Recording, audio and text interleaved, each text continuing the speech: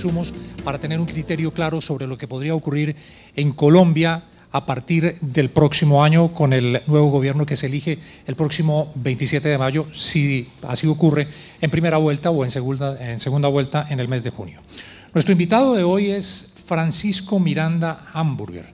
Es politólogo de la Universidad Javeriana, especialista en Economía Social de la Universidad de los Andes y máster en Administración Pública de la Universidad de Columbia en Estados Unidos.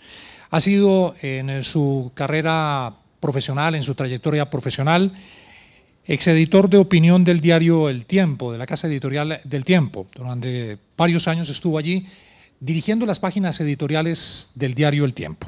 También fue editor consejero de Publicaciones Semana y es fundador y director actualmente de la compañía M3 Comunicaciones. El nombre de la charla que tendremos hoy en este nuevo Unisabana Ágora, que adelanta el programa de comunicación pública de la Facultad de Comunicación de la Universidad de La Sabana, es Elecciones Presidenciales 2018. ¿Qué está en juego? Lo que nos va a indicar este invitado a partir de los próximos minutos es cuál va a ser el escenario o cuál sería el posible escenario en el que se desarrollaría el nuevo gobierno que sucederá a Juan Manuel Santos. Pueden ustedes compartir toda la información en sus redes sociales con el numeral Unisabana Ágora.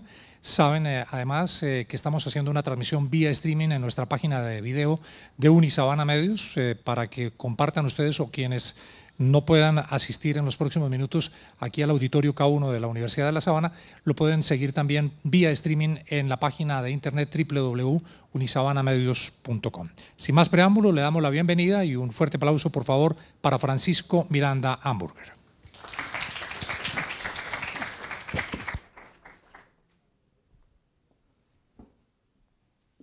Buenos días. Elecciones presidenciales Colombia 2008, lo que está en juego. Las elecciones presidenciales son claramente el momento en que una sociedad democrática, en estas épocas contemporáneas, toma quizás la mejor decisión, por varias razones. Uno, en sociedades sobre todo libres y democráticas o con cierto grado de libertad y democracia, somos de alguna manera libres de escoger quién nos va periódicamente a gobernar y la importancia, la agenda y todos los asuntos que esa persona va a desarrollar durante esos 4 años. Así que desde el punto de vista político, no económico, no social, político, las elecciones presidenciales son verdaderamente el momento más importante de Colombia y de cualquier país democrático como democracia en sí misma. Si es tan importante, entonces todos pensaríamos, uno, que debemos estar completamente informados de todas las personas que se encuentran buscando esa dignidad, pero al mismo tiempo que son tan importantes que de alguna manera son eventos únicos, que debemos tratar de capturarlos, que debemos tratar de entenderlos, que si hoy no votamos o si mañana se nos pasa esto, pues evidentemente la elección ya no tendremos mayor ocasión para tenerla. El primer mensaje que les quiero enviar es precisamente que eso no es cierto. Ni interesan, de cierta manera, las identidades de algunas de las personas que participan en unas elecciones presidenciales. 2, no se sabe ni siquiera qué es primero, o hay un juego, mejor dicho, entre el huevo y la gallina, entre si la sociedad quiere una cosa y el programa político de X o Y candidato se lo provee. ¿Cuál fue primero? Y eso nos lleva a tener una impresión y a tener una confusión sobre qué es, qué viene primero. ¿Yo voto por alguien porque yo quiero eso y él me lo da? ¿O yo voto por alguien porque ellos hacen que yo lo quiera? Tercer lugar, las elecciones normalmente, prácticamente la gran mayoría de ellas, son repeticiones. Son repeticiones de temas, son repeticiones de pulsos, son repeticiones de dicotomías, de disyuntivas entre una cosa u otra. Y si incluimos que el sistema colombiano es por constitución un sistema de doble vuelta, aún más. Al final de cuentas, la elección presidencial termina siendo una escogencia de dos. En los últimos 20 años en Colombia, desde el año 1998. No sé hasta hoy porque no hemos llegado a mayo 27 del 2018 y a junio 17, segunda vuelta del 2018. No hemos llegado todavía, entonces 2018 dejémoslo un poquito en paréntesis porque lo vamos a trabajar durante esta charla. Pero desde el año 1998 hasta hoy, todas las elecciones han sido iguales. Porque han girado en torno a una decisión. La decisión del establecimiento colombiano, de las élites de poder, de las élites económicas y de la sociedad colombiana mediante su voto, en relación con la guerrilla de las FARC y el conflicto armado.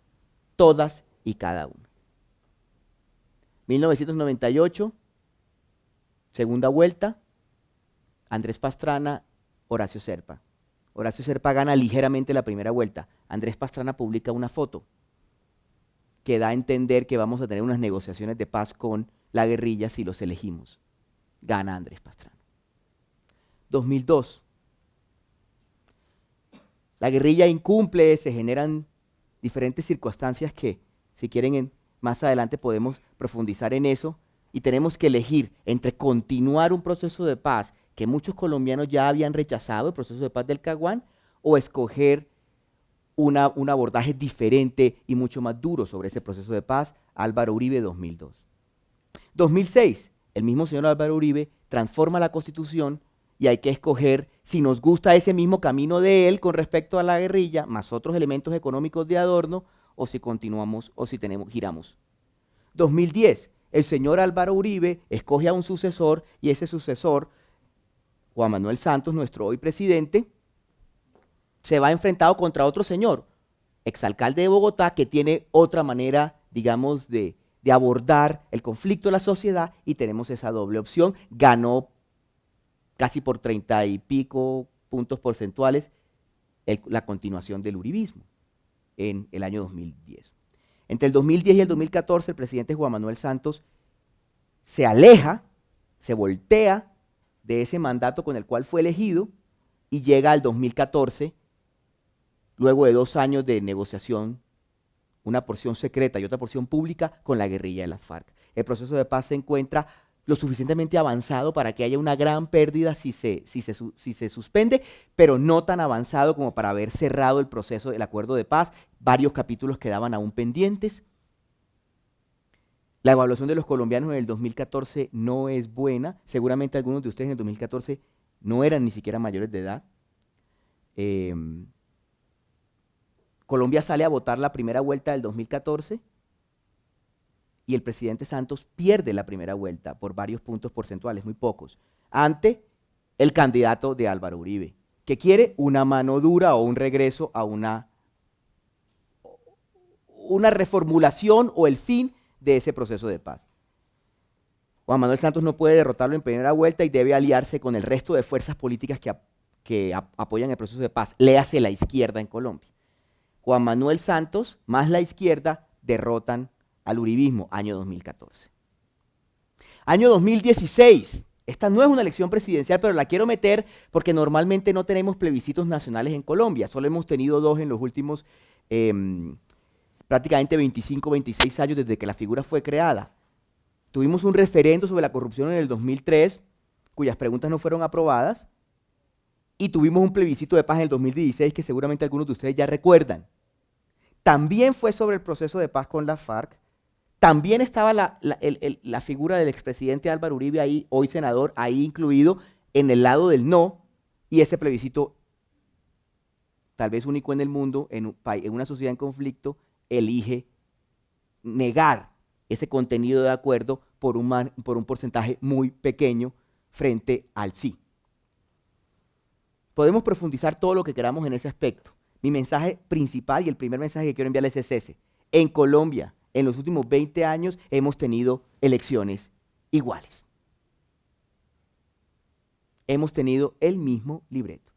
Ustedes se preguntarán, ¿cómo va a ser el mismo libreto si hoy vemos que están hablando de los aguacates y el petróleo y mañana vemos que están hablando del Pacífico y sus puertos y el día de mañana veo que están hablando de las pensiones y veo que están criticando al señor X o al señor Y por las EPS? Me parece que está equivocado. ¿Cómo va a ser si hablan de un mundo de cosas todos los días? Y hablan y hablan y hablan y hablan. Es ahí donde saltamos de los candidatos, es ahí donde los candidatos no son importantes y saltamos a los votantes. Porque recuerden que aquí tenemos un matrimonio entre una persona que llega y nos dice cosas y nosotros que decidimos aquí. De hecho, 1 de cada 2 colombianos no decide, es decir, ni siquiera se presenta a la urna. Muchos de ellos en la línea generacional en la que ustedes se encuentran, entre 18 y 24 años, donde se presenta, no solo en Colombia, sino en prácticamente todos los países democráticos y libres, un alto porcentaje de abstención. Es la misma elección. A mí me preocupan ciertas cosas como votante. Si nosotros hiciéramos una encuesta aquí, nos daríamos cuenta que a cada uno de ustedes le importan diferentes cosas, o de pronto le importan cosas parecidas. Al fin de cuentas están en la misma universidad, están en el mismo rango de edad, y de alguna manera tienen unas experiencias similares. Si vamos ampliando la encuesta, la gente tendría diferentes preocupaciones. Si a mí me preguntan, yo hago una lista de 20 preocupaciones. Pero eso es lo que decide mi voto. No. Eso no es lo que decide mi voto. Sería fácil culpar al sistema político de estos 20 años de elecciones iguales. Todos son iguales al fin de cuentas, todos son políticos. Son la misma cosa. No cambian. Les gusta el poder. Nosotros los votantes tampoco cambiamos. Nos gustan esos mismos temas al fin de cuentas. Es un matrimonio. No funciona este sin este. Los problemas están ahí y sobre todo este eje está ahí. El eje de la FARC en un lado y cómo resolvemos esa situación, y el eje de las propuestas de la sociedad civil, nosotros, que no usamos armas, al otro lado decidiendo qué caminos. Y hemos intentado varios. Que la elección sea igual no significa que haya ganado el mismo.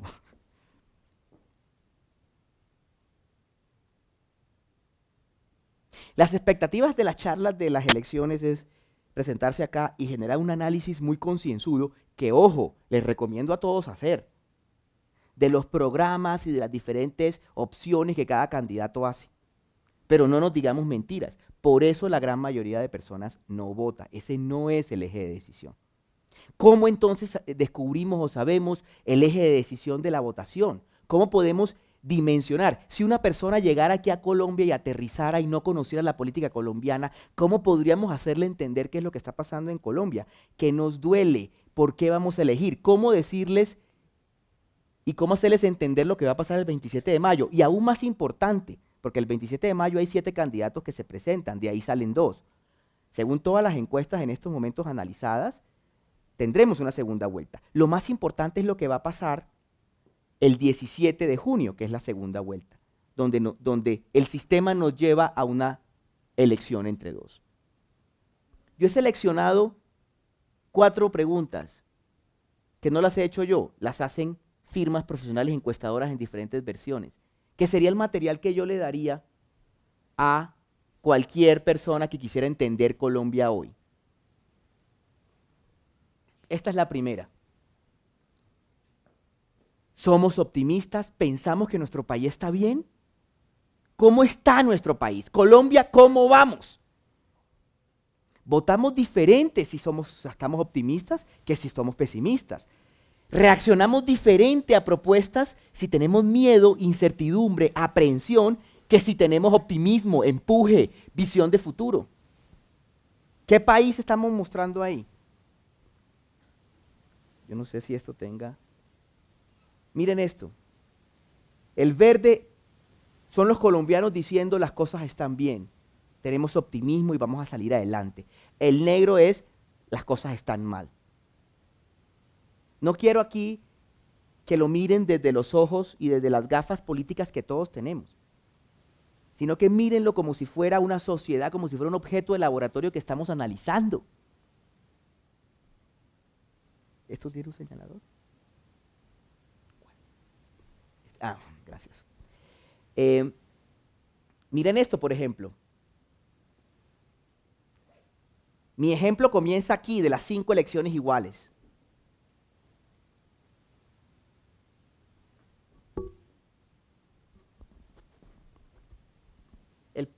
El pesimismo dominaba esos años. No fue una buena elección la que hicimos en el 98. Y luego miren qué pasó. ¿Quieren saber cuál es este punto? La operación Jaque.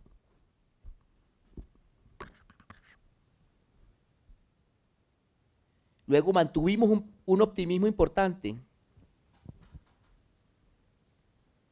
Mantuvimos un optimismo importante y luego tenemos momentos bajos de pesimismo. Discúlpenme, me van a arreglar esto. Gracias. Aquí podemos parar y ver todos los momentos esto es un electrocardiograma del corazón de Colombia. Cuando nos sentimos tristes y abandonados, cuando nos sentimos felices y optimistas como sociedad. Esta es la Colombia, al menos desde el punto de vista, mejor ahí, ¿verdad? Ok, gracias. Desde el punto de vista emocional, esto es lo que estamos en estos momentos. Y para explicar, ahí estamos en un 75%, 3 de cada 4 colombianos cree que estamos empeorando, cree que estamos mal. Nuestro corazón está roto, estamos mal. No somos optimistas. Vemos el futuro de manera negativa. Hay justas razones, es mentira, es verdad, percepción, realidad. No quiero entrar a ese debate. La gente le preguntan y dice sí o no. ¿A usted le gusta X o Y? Me gusta, no me gusta.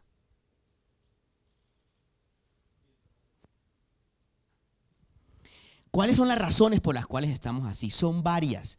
Por mucho tiempo las razones fueron la violencia. Nos sentíamos un país inseguro. La gente en Colombia moría miserable y dramáticamente todos los días. Eso ha cambiado. Nuestros números de homicidios están bajando. Hay muchas áreas de Colombia donde ya se respira y se vive una paz. Otras no, lamentablemente. Pero en muchas áreas de Colombia, hoy Colombia es mejor que hace 20 años. Yo veo una Colombia mejor que cuando yo tenía la edad de ustedes.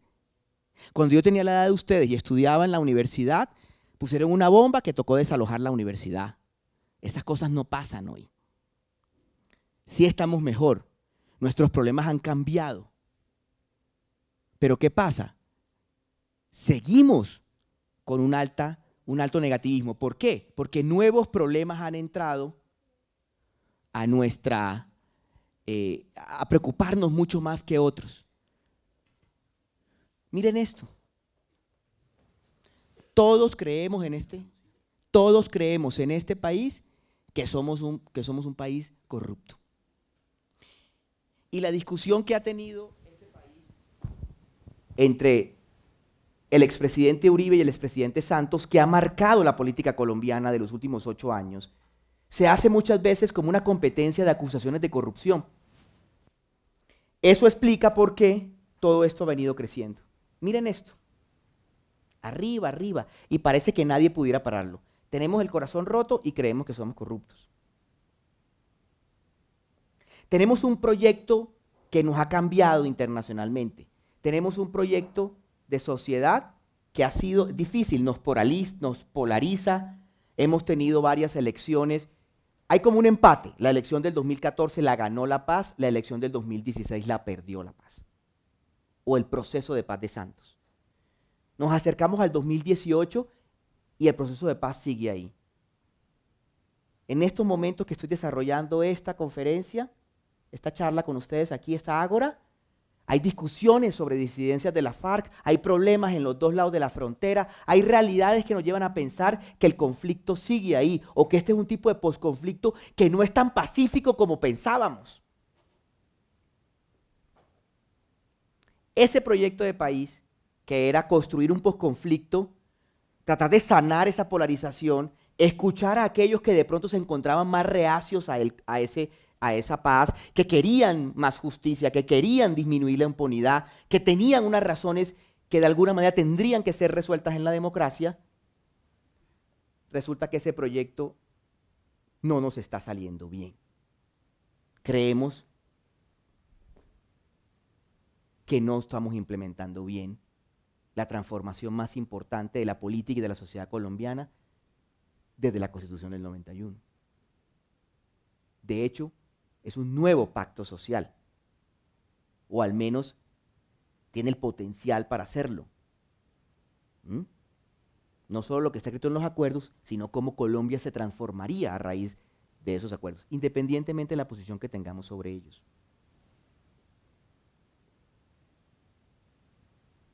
Y esta es la última. Nuestros líderes.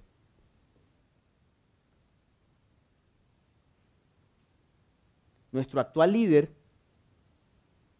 la cabeza de todo este proceso, tiene unos serios problemas de popularidad.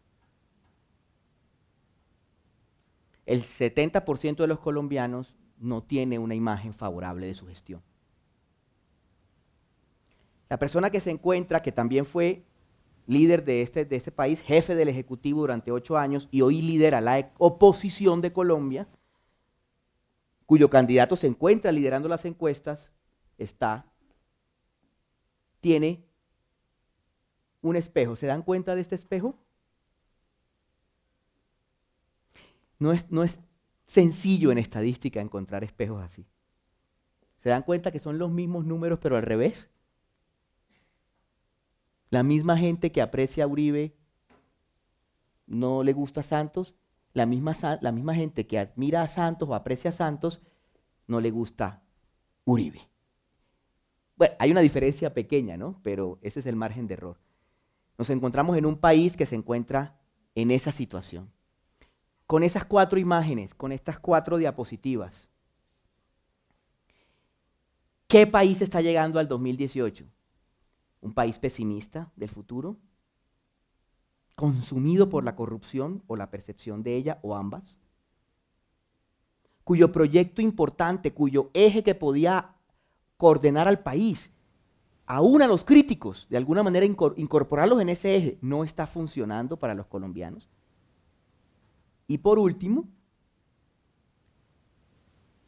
hay una pugna dentro del liderazgo que personaliza, que vuelve caudillista la discusión de nuestra sociedad colombiana entre 2 figuras importantes. Aquí no estoy emitiendo ningún juicio de valor, aquí estoy describiendo lo que los mismos colombianos, esta encuesta es Gallup, pero podríamos usar otras más. ¿Qué significa? Significa que, ¿cómo podemos tener una elección diferente si tenemos los mismos problemas? Si tenemos la misma visión de la situación, si tenemos los mismos abordajes, si vivimos en esa misma dicotomía. Entonces, somos la única sociedad, Colombia 2018, Colombia 1998 al 2018, es la única sociedad que se ve, que se dirime entre 2 fuerzas, que se dirime entre 2 polos. No, así son prácticamente la gran mayoría de elecciones. Solo eventos muy disruptivos cambian un escenario electoral. Por ejemplo, la bomba de Atocha el 11 de marzo de 2004 en Madrid. Cambió las elecciones de España. Un evento terrorista las cambió. Un fraude, Colombia, 19 de abril de 1970, cambia el rumbo de una sociedad, genera unas dinámicas diferentes. Son situaciones extremas las que nos cambian, las que nos van conduciendo a una elección diferente. Hasta ahora estas situaciones, gracias a Dios, no se han presentado en las elecciones que tenemos. Entonces, al final de cuentas, nosotros podemos ver muchas caras de candidatos. Hoy en día en Colombia son 7. Pero la gran mayoría de elecciones, la inmensa mayoría de elecciones, responden una sola pregunta. ¿Cambio o continuidad? ¿Ruptura o ratificación? ¿Me gusta cómo están las cosas? Esto es una porquería. Depende de las circunstancias políticas de esos líderes, de esas 7 personas que hoy luchan por la magistratura, la primera magistratura en Colombia, de esas 7 obviamente las encuestas, el reconocimiento, la confianza, dejan más o menos un grupo de 5 candidatos. El senador Iván Duque, el ex vicepresidente Germán Vargas Lleras, el exalcalde de Bogotá Gustavo Petro, el ex jefe negociador con el proceso de la FARC Humberto de la Calle Lombana y el ex gobernador de Antioquia Sergio Fajardo. Cada uno de ellos representa un pedazo importante del espectro político en Colombia, ideas, estilos, maneras de ver la política, algunos más parecidos y otros. Como les decía antes al principio, no prestemos atención a las caras, no prestemos atención a sus programas. Hagamos el ejercicio del cambio, de la ruptura y de la continuidad, porque al fin de cuentas eso es lo que está en nuestras emociones. Clasifiquémoslos. Pienso yo, y luego después de que termine yo podemos discutir mucho más a profundidad, pensaría yo que Humberto de la Calle, Germán Vargas Lleras representan continuidades al gobierno Santos. Trabajaron en el gobierno Santos, desarrollaron importantes políticas, uno la paz, otro la infraestructura. ¿Okay? Ocuparon dignidades altísimas en el gobierno Santos. Hoy no son tan amigos de Santos, no se toman una foto con él, no hablan de Santos en su campaña por estrategia de campaña. La imagen del presidente no es muy buena, como vimos. Hace más daño que bien. Pero en el fondo tenemos unos elementos de continuidad ahí. Tenemos elementos de ruptura en los otros 3. Petro, Fajardo y Duque. La ruptura más evidente es la ruptura que representa Iván Duque. ¿Por qué? Porque Iván Duque representa el partido que lleva 8 años, 6 años oponiéndose de frente al presidente Santos y que los colombianos han sentido que representa una oposición. Ustedes dirían entonces, si estamos tan mal y si queremos cambio y si el Centro Democrático representa cambio, ahí tenemos la explicación de Iván Duque y sus encuestas arriba. ¿Ok? Pero entonces les diría yo a ustedes, si eso fuera verdad y si fuera una simple ecuación matemática, ¿cuánto tendría Iván Duque? 60. ¿Cuánto tiene Iván Duque? 40. ¿Dónde se fue el otro 20? Hay otro grupo de colombianos que representan un cambio diferente o que quieren un cambio diferente. Es una ruptura mucho más profunda con el gobierno. De hecho, no es una ruptura con el gobierno, es una ruptura con ciertas bases del sistema político colombiano. Podemos estar de acuerdo o en desacuerdo con esa ruptura. Involucra las bases económicas del modelo colombiano. Estoy hablando del candidato Gustavo Petro. El candidato Gustavo Petro ve una Colombia diferente, una Colombia cuya economía funciona diferente, cuya relación entre los pobres y los ricos funciona diferente, cuya generación de riqueza y los valores que hay sobre ciertas cosas son sustancialmente diferentes de lo que Colombia ha intentado en los últimos 20, 30, 40 años. Me atrevería yo a decir que no ha habido en Colombia, en su vida republicana, un presidente parecido a lo que podría realizar el eventual presidente Petro. ¿Por qué? Por la matriz ideológica que él representa. Tenemos otra ruptura diferente, una ruptura que está alrededor de los comportamientos, de las actitudes, de la manera como la política se desarrolla. Esa ruptura la representa el senador Fajardo. El exgobernador Fajardo. El gobernador Fajardo está diciendo, hay elementos de la economía que yo mantendría. No estoy de acuerdo con ese cambio drástico que propone Petro. Hay elementos de la paz y de la seguridad y del conflicto de Santos que yo mantendría. Estoy en desacuerdo con esa actitud o con esa propuesta del Centro Democrático, del uribismo. Para Fajardo, la diferencia se encuentra en las prácticas y los hábitos que estamos desarrollando en nuestra sociedad, especialmente en la relación con la política. La corrupción que va deteriorando el sistema político colombiano. Su preocupación es un cambio de comportamiento. de los políticos, de la corrupción, de él como presidente y al mismo tiempo de la educación que va cambiando esa apuesta a la corrupción que se tiene en las relaciones sociales. Corrupción pequeña y corrupción obviamente grande. Hay rupturas y hay cambios. Hay ruptura y hay ratificación. Hay cambio y hay continuidad. ¿Cuáles son los ejes de ese cambio? ¿Vamos a cambiar en qué si elegimos X o Y persona? Ahora ya llegamos a los candidatos por fin. Si nos gusta el cambio, nosotros tenemos un menú aquí. Y eso es lo que está mostrando la campaña política en Colombia. Muchas personas se sorprenden y no entienden por qué. Tras estar desarrollando una implementación del posconflicto, nosotros nos encontramos en un escenario como el que nos encontramos, en el cual rápidamente habría una segunda vuelta entre Petro y Duque, que yo no puedo decir que es segura, pero es lo que tenemos hoy. Esa segunda vuelta se explica así. ¿Cómo no va a haber segunda vuelta si el 70% de los colombianos cree una segunda vuelta entre dos fuerzas críticas del gobierno actual que proponen cambios, que proponen rupturas, si tenemos un 75% de pesimismo? Lo raro sería lo contrario. Profundamente pesimistas, negativos del proceso de paz, con líderes peleando entre ellos, así, con ese espejo, uno amado y otro odiado, uno respetado y otro en desgracia, uno haciendo esta cosa y el otro la otra. Generan una dicotomía tal, generan una disyuntiva entre dos fuerzas que es muy difícil salirse de ella.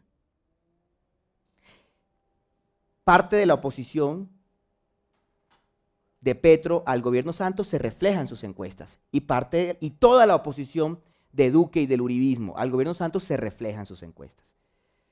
Por eso quienes se encuentran cercanos no rompen eso. ¿Cuál es el escenario ahorita que quedan 5 semanas? Y con eso termino. 5 semanas para las elecciones. ¿Es factible cambiar un escenario así? Tan grave, tan profundo, con unas fracturas tan sólidas. Mi respuesta sería no. Vamos a tener cambio en el 2018. No vamos a tener continuidad. ¿Qué naturaleza del cambio? Depende de nosotros.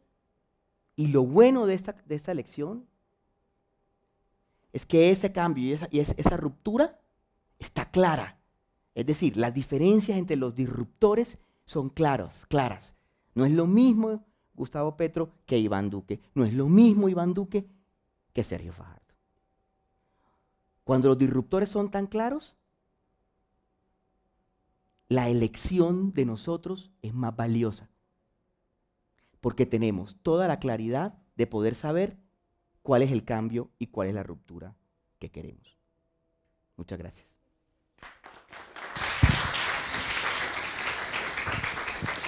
Muchas gracias, Francisco. Reitero lo que decíamos al comienzo, el propósito de esta charla que ha titulado Francisco en este Unisabana Ágora, Colombia, elecciones presidenciales 2018, ¿qué está en juego? No tiene ninguna intención proselitista. Es decir, el trabajo que hace Francisco con este Ágora es mostrarnos el panorama de lo que podría ser el escenario de Colombia a partir del nuevo gobierno. Con esa claridad que la reitero y la dijimos desde el comienzo, abrimos el espacio para que ustedes interactúen con Francisco Miranda, hagan las preguntas o los comentarios que consideren pertinentes. Para eso van a estar los dos compañeros de producción, Daniel, que nos va a ayudar allí con el micrófono para que vayan solicitando el micrófono quienes quieran intervenir. Les recomiendo, sí, por favor, brevedad en las preguntas. Entonces, está abierto a partir de este momento, nos vamos a tomar unos 15 a 20 minutitos en el espacio de preguntas para que ustedes intervengan. Aquí hay una pregunta. Daniel, por favor, allí.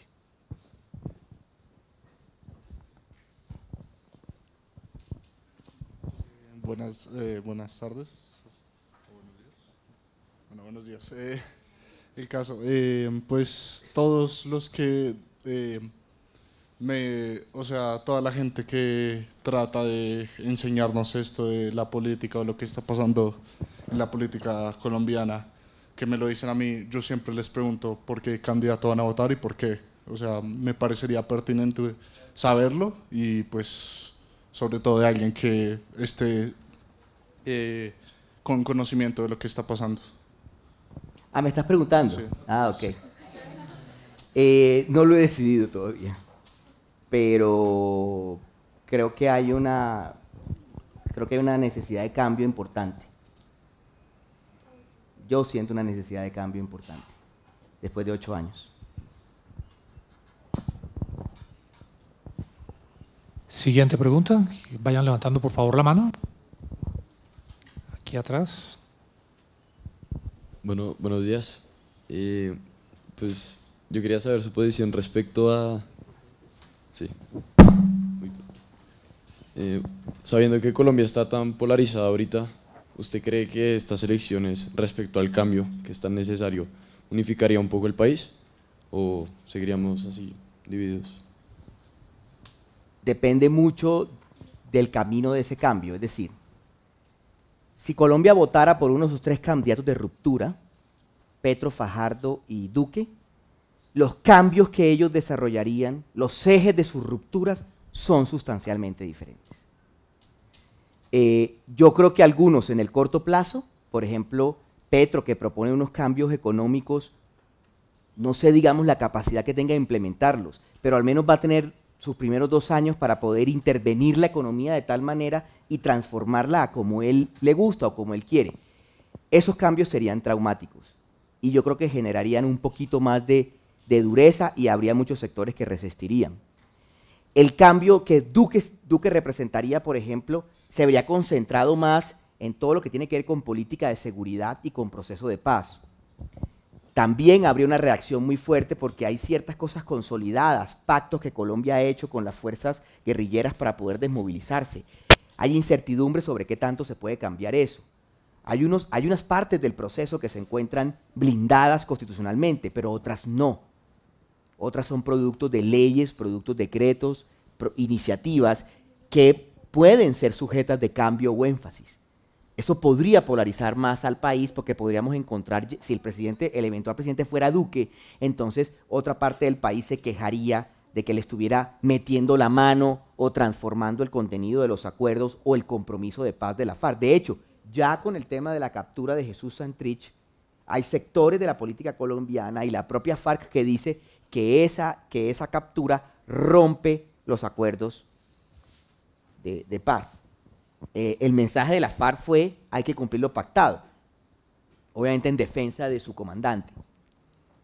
Fajardo generaría un cambio mucho más suave. Creo que los filos de ese cambio de Fajardo serían mucho más digeribles. La pregunta que se encuentra ahí es si Fajardo, no teniendo una mayoría del Congreso o generando, digamos, un discurso tan antipolítico, tan antiélite política como el que ha venido desarrollando con Claudia López y con los senadores López y Robledo, podría no tener las mayorías necesarias para implementar ciertos cambios. Así que, aunque los colombianos pudieran sentir que su ruptura es más suave, tendría problemas en el frente político que dificultarían su gobernabilidad. Esos serían los 3 escenarios por los que dices. Los 3 tienen dificultades. Creo que no... Cambiar, hacer rupturas, es difícil en la sociedad, especialmente porque no todos estamos de acuerdo con el mismo cambio. Si llegara a tener la mayoría de votos cualquiera de esas 3 personas que te acabo de mencionar, Duque, Petro o Fajardo, muchos de sus votantes tendrían diferentes ideas de cambio. Y unos se sentirían defraudados, otros más contentos, otros... Entonces, concluyo respondiéndote, vamos a tener unos buenos años más de polarización. Sea porque los ejes Santos y Uribe se diluyen, por ejemplo, en una presidencia de Petro o en una presidencia de Fajardo, o sea porque el polo Uribe y antiuribismo se reactiva en una presidencia Duque. Bien, hay 2 preguntas por allí. Aquí 3 preguntas. Antes de que pasemos allí, o mientras pasamos el micrófono, quisiera preguntarle puntualmente, Francisco, Se nos ha dicho que el primer gobierno del expresidente Uribe, o lo que eligió a Uribe en su primer gobierno, fueron las FARC, la lucha contra las FARC. Y se nos indicaba que las FARC eran determinantes y muchas veces terminaban poniendo presidente. En este caso de estas elecciones presidenciales tenemos dos fenómenos, como bien lo has planteado aquí. Uno es corrupción y otro el proceso o la implementación del proceso de paz de las FARC. ¿Cuál de esos va a incidir más en la elección del nuevo presidente? Hemos tenido, William, diferentes campañas en el último año. Y cada diferente campaña ha mostrado, con excepción de Humberto de la Calle, un líder diferente. Es impresionante, uno puede tomar una foto y tienen hasta fechas de corte. Te las voy a describir. La primera campaña que yo vi fue la campaña entre marzo del año pasado y octubre del año pasado. Esa campaña la ganaba Germán Vargas Lleras. Germán Vargas Lleras era la persona que era el más experimentado, estábamos en un proceso de paz, apenas arrancando la implementación, y entonces en Vargas Lleras la gente confiaba porque la paz estaba de alguna manera chuleada, íbamos a ir avanzando en algo que ya teníamos arreglado, y más bien arreglemos el país, construyamos vías, escojamos al más experimentado. Eso es lo que se vende Vargas Lleras. Yo no estoy diciendo que él lo sea, pero eso es lo que él vende y eso es lo que muchos colombianos perciben y él proyecta, digamos, en algunos colombianos esa imagen de manera exitosa. Entonces, en esa primera campaña teníamos a Vargas Lleras de primero y surgió el escándalo de Odebrecht, y Claudia López, Robledo, Fajardo, que se encontraban también en campaña, estaban en segundo lugar. Los candidatos uribistas se encontraban muy bajo, no sonaban, y el candidato Petro se encontraba, digamos, estable alrededor de los votos históricamente de la izquierda. A final del año pasado, esa tendencia comenzó a cambiar. La corrupción, los escándalos de corrupción aumentaron. Y el candidato Fajardo logró la unión de López y Robledo, los senadores López y Robledo, y saltó. Estábamos hablando de un nuevo país, de una nueva ola verde, la educación iba a ser muy importante, por fin íbamos a poder cerrar el capítulo de Santos versus Uribe, y eso hizo que el propio candidato Fajardo desdeñara opciones de alianzas u opciones de consultas populares, porque la solidez de ese argumento, de esa narrativa, era tan fuerte que lo iba a llevar muy rápido a la presidencia. Esa lectura se rompió en enero. En enero llegamos a otra campaña. En enero, la campaña que había construido Gustavo Petro alrededor de la izquierda se fortaleció. Y Gustavo Petro comenzó con su sombrilla a atraer no solo a toda la votación de izquierda en Colombia, o a una gran mayoría, que más o menos es el 10 al 15%, sino comenzó a puntear unos puntos porcentuales adicionales. Es decir, Gustavo Petro se estaba acercando al centro, atrayendo a las personas que querían unas rupturas mayores. Rupturas contra la corrupción, cambios. Entonces Petro comenzó a crecer en las encuestas, superando el 15, el 12, 14%, llegando al 24, al 25%, acuérdate. Teníamos otra campaña. En esa campaña, el uribismo estaba abajo, Petro y Fajardo peleaban, y nos imaginábamos una segunda vuelta Petro-Fajardo, a ver cuál de los dos cambios íbamos a escoger. Llegaron las elecciones del Congreso, la centroderecha y la derecha en Colombia optaron por una fórmula de alianza, la izquierda de Petro también. Fajardo y de la Calle en el centro decidieron no optar por alianzas, especialmente por el rechazo de Fajardo. Se generó una campaña en las regiones votando por el Senado, los colombianos fueron a votar, e Iván Duque tuvo una victoria, sacó 4 millones de votos, y toda la consulta de la derecha sacó 6.1 millones de votos.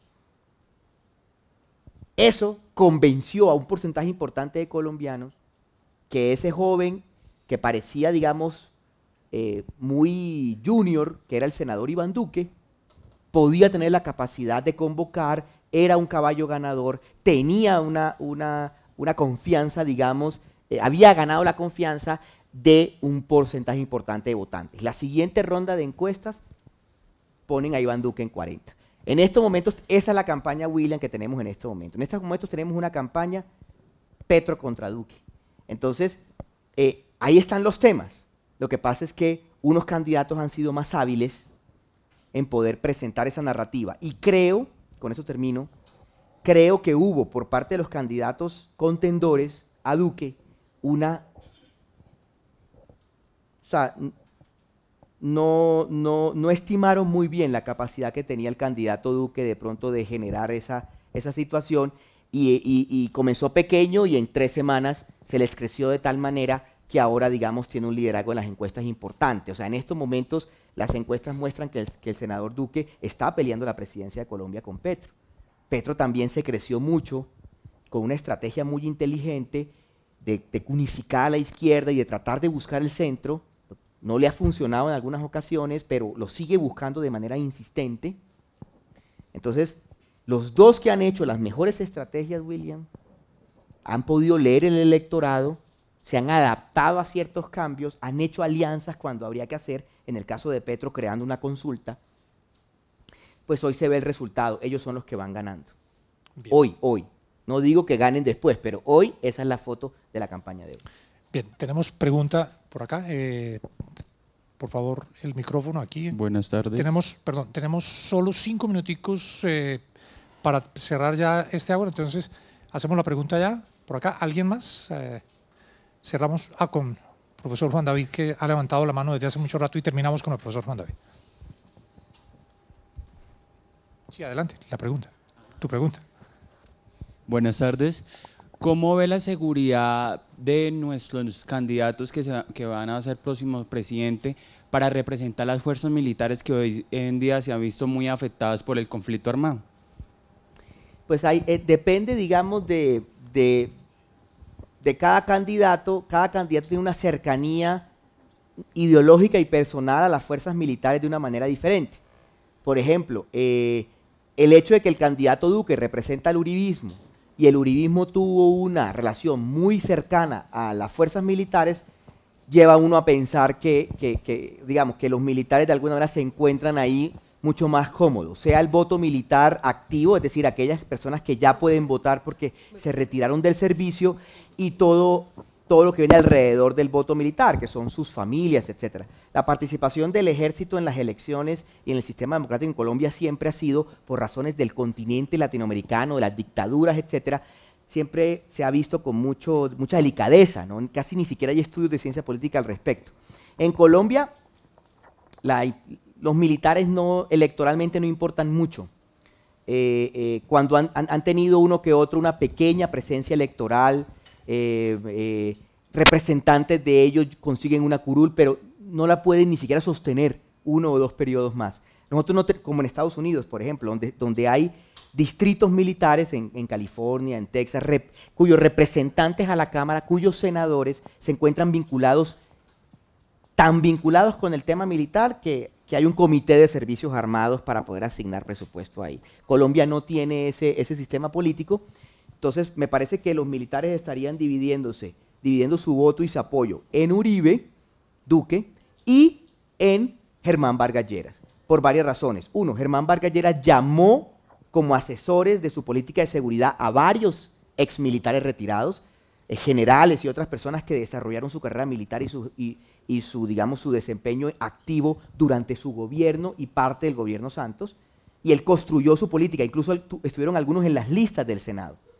No recuerdo si haya ganado alguno. Y la selección de su vicepresidente, Juan Carlos Pinzón, que es un viceministro, que es exministro de Defensa, que proviene de una familia militar y es cercano emocionalmente a los militares, pues podría tener. El candidato Petro, el candidato de la calle y el candidato Fajardo, creo que tendrían una relación mucho más institucional. El candidato Fajardo y de la calle, y el candidato Petro creo que tendría una relación hostil.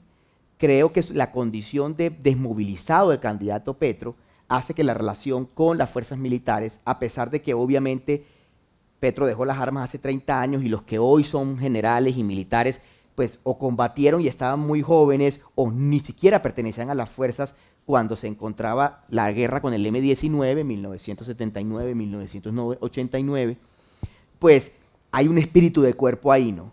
Entonces creo que Petro tendría unas relaciones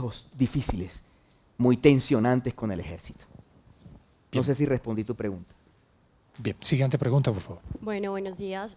Usted anteriormente mencionaba que, bueno, hablaba sobre las elecciones en Madrid en 2004, que a causa de una situación podría cambiar las elecciones presidenciales.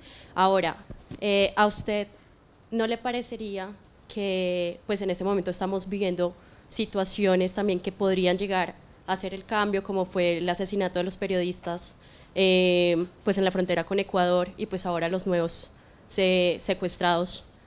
Entonces, ¿de qué manera podría afectar o podría cambiar, pues teniendo por un lado la seguridad que propone Duque y por el otro lado en extrema pues tenemos a Petro, que también pues es una fuerte corriente de izquierda? Entonces, ¿cómo podría afectar eso pues estas situaciones? Una campaña, sí, una campaña presidencial, una elección presidencial, es como una buena etapa ciclística.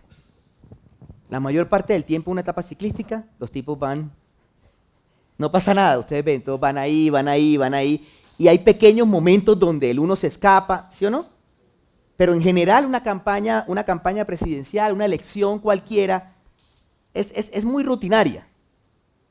Pasan muchas cosas y al mismo tiempo no pasa nada.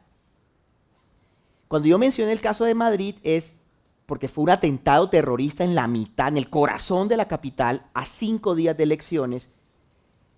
El gobierno que se encontraba buscando reelección en ese momento, José María Aznar, salió públicamente a decir que la responsabilidad, como era normal en ese tiempo, porque España tenía una banda terrorista ETA, nacionalista vasca, el gobierno de Aznar salió a decir fue ETA, pero resultó que no fue ETA. La historia mostró y las investigaciones y pocos días después se supo que no era ETA, sino que era una célula de Al Qaeda que se encontraba en España. El electorado, eso pasó como un lunes o martes y la elección era el domingo.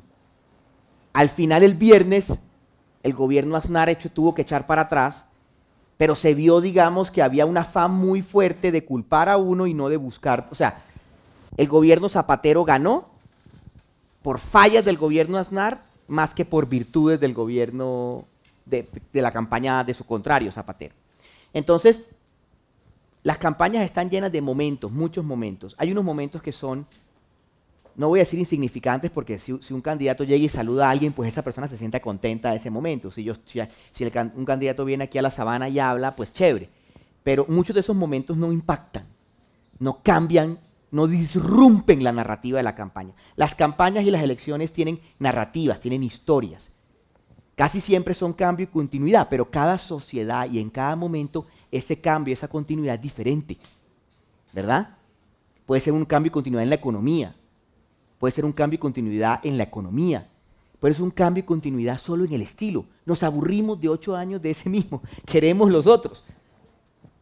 El problema con Colombia, la peculiaridad con Colombia, es que los últimos 20 años hemos tenido la misma elección, alrededor del mismo discurso, alrededor del mismo dilema. Y aunque en la respuesta que yo le di a William, viste todas las campañas que nosotros hemos tenido 3 campañas como mínimo en esta misma campaña, pero no se han consolidado, han caído, las narrativas han bajado, ¿ves? Entonces, el triunfo del Centro Democrático en marzo y la buena votación, muy importante, histórica, que sacó Gustavo Petro para su lado izquierdo del espectro ideológico, fortaleció esas dos tendencias y volvió a cambiar las elecciones. Los hechos de paz que tú mencionas, que tienen que ver con la paz, en este caso el ataque a las disidencias de la FARC, fortalece ambos extremos, o sea, no disrumpe, sino que fortalece la narrativa. ¿Sí me hice entender? Es tan importante, no estoy negando que el asesinato de los 3 periodistas afecte la campaña. Al contrario, la afecta tanto que cimenta, que fortalece, que apuntala el cambio de narrativa, paz, uribismo versus petrismo, que se ratificó en marzo. Es un hecho tan importante que apuntala. Disrumpe, pero disrumpe profundizando. No disrumpe desviando o cambiando. Bien. Última pregunta, por favor, profesor Juan David. Francisco, le hago esta pregunta más en su faceta de consultor en comunicación estratégica que en la de analista político. En las últimas semanas hemos visto una serie de movimientos bien interesantes de muchos candidatos, donde por ejemplo hemos conocido que Vargas Lleras pues, tiene corazón, es dulce, es amable. Fajardo, por el contrario, empezó a mostrar un poco su lado salvaje. Humberto de la Calle parece no tener nada que perder y va a los debates como a engancharse con todo el mundo. Claramente Petro se la jugó por el tema de la movilización y la agitación popular. Iván Duque parece que cambia de posición de acuerdo al auditorio, entonces amanece queriendo el fracking y por la noche ya no, por la mañana quiere matrimonio gay y por la noche no. ¿Hasta qué punto, en este escenario que usted nos muestra que parece ser muy inflexible, muy complicado de romper, movimientos ya estratégicos, de imagen, de mensaje, pueden generar de pronto un clic dentro de la campaña? Sí, aquí hay... La campaña tenía... y yo alcancé a escribir en un par de mis columnas en el Heraldo de Barranquilla, la campaña hasta el 11 de marzo fue un pulso de narrativas. En una narrativa, los uribistas luchaban y los santistas luchaban porque esto fuera la reedición del 2014, o sea, la tercera vuelta, o digamos, la cuarta si metemos el plebiscito. Era un poco como que, sí, como Rocky 4 o algo así. Primera vuelta del 2014, gana Zuluaga. Segunda gana Santos. Plebiscito gana Uribe. Y ahora nos vamos a ver, primera vuelta del 2018 nos vamos a ver. O sea, no salimos, digamos, de esa situación. Esa es la verdad. Y eso le conviene a ambas partes. No comenzó a convenirle al santismo por las elecciones del 11 de marzo, pero eso le conviene a ambas partes. ¿Cuál fue el discurso de Juan Manuel Santos cuando ganó? Detengamos a Uribe por la paz. ¿Cuál va a ser el discurso si llega a pasar Iván Duque a la segunda vuelta, que parece ser el escenario? ¿Cuál es el discurso? Paremos a Uribe. ¿Cierto? Entonces, esta narrativa me conviene a mí, uribista, la narrativa de Uribe versus Santos. Esta narrativa me conviene a mí, santista, la narrativa, porque la gente para evitar el otro vota por mí, también. Y las estrategias de campaña son descaradas en eso.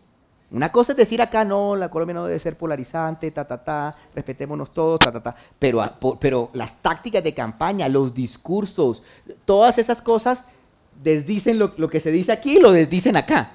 La mano izquierda no sabe lo que la derecha hace, o sí sabe más bien. Y la otra campaña, la otra narrativa, era la narrativa: estamos cansados de Santos y Uribe, no repitamos en el 2018 la misma cantaleta de los últimos 16 años o 20 años, que es lo que yo acabo de describir en la charla, sino creemos una nueva dinámica en la cual lucha contra la corrupción, educación, y esa era la narrativa de ¿quiénes? De Petro y de Fajardo. Decisiones estratégicas que tomaron algunos de ellos. ¿Qué pasó por qué Petro es exitoso y Fajardo no en esta narrativa? Por el crecimiento de la derecha. Parte del voto de Petro, tiene que ver con la incapacidad de la FARC de poder de las desmovilizadas FARC, no de las armadas FARC, de las desmovilizadas FARC, de lograr ser una opción política.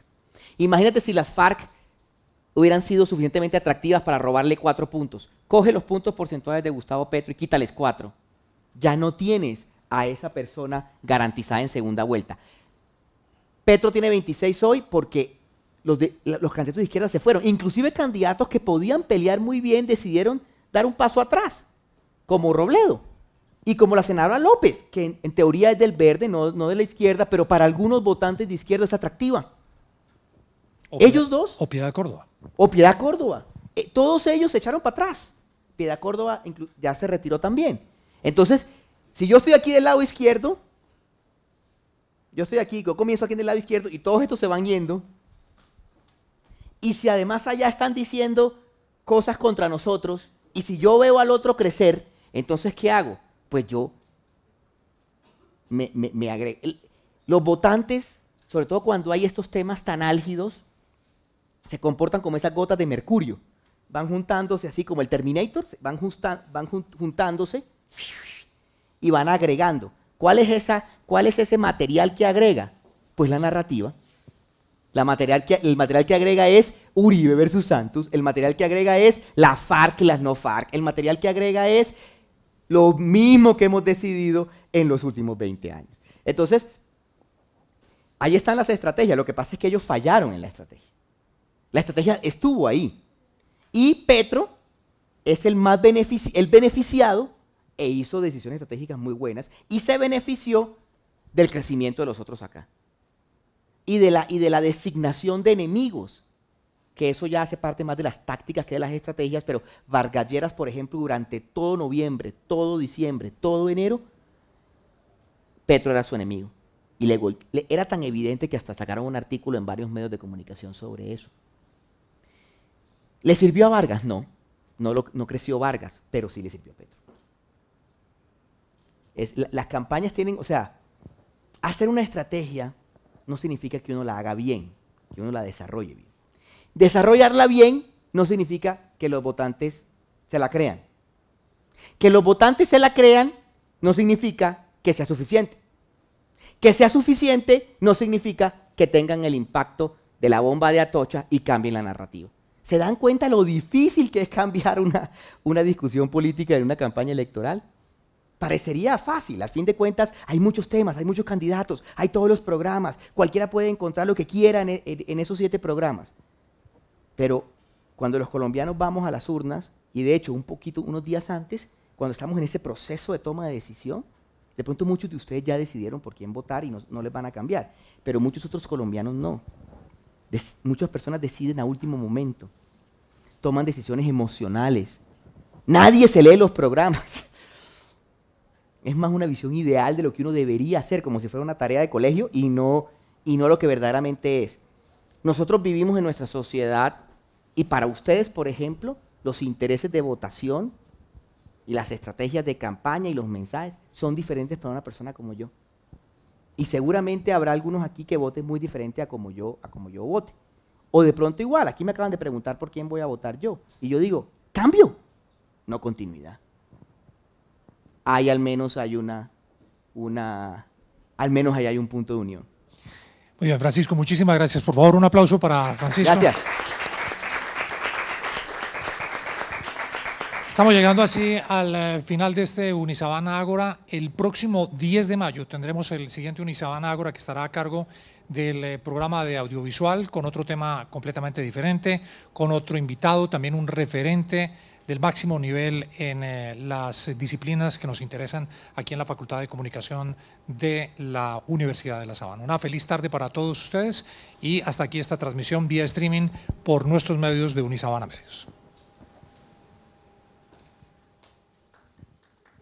Francisco, muchas gracias.